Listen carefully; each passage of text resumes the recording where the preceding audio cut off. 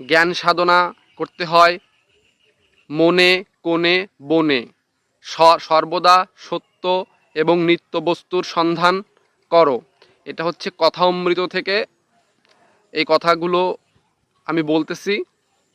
Reference বই হিসাবে আপনারা কথা অমৃত বইটা পড়তে পারেন। যারা সাধুসঙ্গ করে, জ্ঞানচর্চা করে, জ্ঞানসঙ্গ করে, তাদের সঙ্গে মেশার চেষ্টা করুন। আপনি যত সাধুজন, সৎ এবং ভালো ব্যক্তির কাছে যাবেন, আস্তে আস্তে আপনার অভ্যাসটা ডেভেলপ করবে। একটা অভ্যাস তৈরি করতে সায়েন্টিফিকভাবে 52 দিন সময় লাগে। তার থেকেও কম সময়ের ভেতরে আপনি যদি 1 সপ্তাহ একটা অভ্যাস প্র্যাকটিস করেন অথবা 15 দিন প্র্যাকটিস করেন, আপনার সে অভ্যাসটা তৈরি হবে, কিন্তু অভ্যাসটা স্থায়ী রূপ লাভ করবে 52 দিন সময় লাগবে।